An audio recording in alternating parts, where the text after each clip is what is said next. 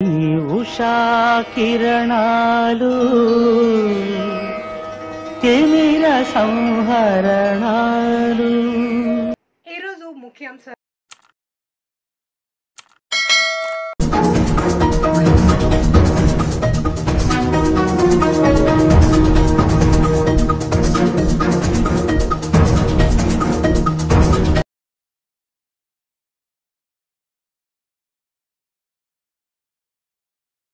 నువ్వు చెప్పు, నీకు తెలిసింది చెప్పు.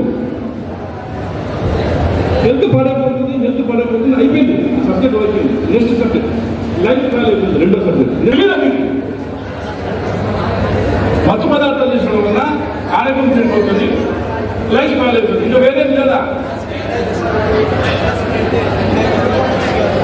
సొసైటీ చెడిపోతుంది. సోషల్ స్టేటస్ దెబ్బతింటుంది. ఒక ఇంట్లో తాగుబోతు పిల్లవాడున్నా, తాగుబోతు తండ్రి ఉన్నా కూడా సొసైటీలో ఆ యొక్క కుటుంబం పరువు పోతుంది. ఆ కుటుంబం మీద చీప్ ఒపీనియన్ వస్తుంది. ఎస్, సోషియో బ్యాలెన్స్ ఉండకపోతుంది. ఇంకా నెక్స్ట్ సరే నేను చెప్తాను. ఒక కుటుంబంలో ఒక సంపాదించే వ్యక్తి గంజాయికి బానిస అయితే మెయిన్గా ఆ కుటుంబం మొత్తం నష్టపోతుంది. ఎలా? తండ్రి అనేవాడు కానీ, అన్న అనేవాడు కానీ, భర్త అనేవాడు కానీ గంజాయి సేవించడం వలన, మత్తు పదార్థాలు తాగడం వలన డబ్బులు నష్టపోతాడు, ఆర్థికంగా నష్టపోతాడు. అవునా లేదా? డబ్బులు పెట్టి కొనాలి. సరే, డబ్బులు పెట్టుకున్న తర్వాత అనారోగ్యం వస్తుంది. అనారోగ్యం వచ్చి పని చేయలేడు. పని చేయలేకపోతే ఏమైంది? నెక్స్ట్ డబ్బు రావాలా? ఎలా? పని చేయలేడు, డబ్బు రావాలి. ఎలా? దొంగతనం చేయాలి అంటే క్రైమ్ పెరుగుతుంది. అవునా కదా? సరే, క్రైమ్ పెరిగింది. అతను ఏం చేస్తాడు?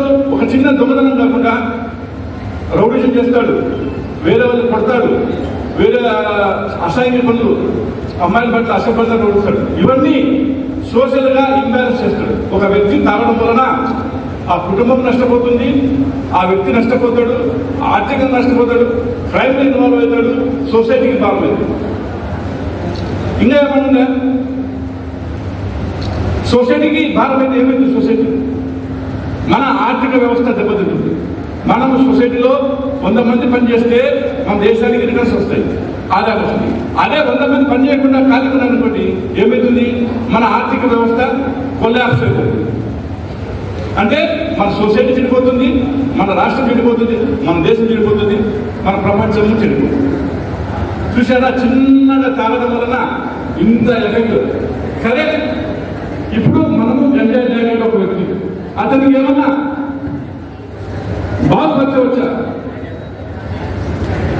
అతనికి బాగుపరచడానికి ఏమన్నా ఉన్నాయా? మీకు తెలిసింది. అందరు ఇంటికి అయిపోతుంది కదా, ఎంత అయిపోతుంది కదా.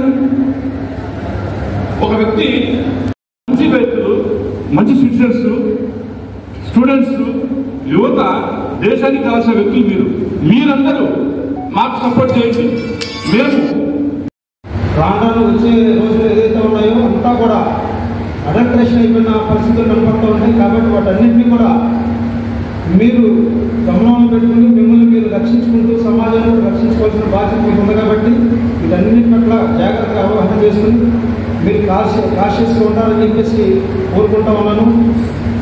ఆఖరిగా ఏదైతే అవగాహన కార్యక్రమాన్ని విచ్చేసిన మన డిఎస్పీసార్కి ప్లస్ ఈ యొక్క కార్యక్రమాన్ని ఏర్పాటు చేసిన యాజమాన్యానికి, అటెండ్ అయిన మీకు, మీడియా మిత్రులందరికీ కూడా మరి ఒకసారి ధన్యవాదాలు తెలియజేసుకుంటూ గుడివాడ మండలం పోలీస్ స్టేషన్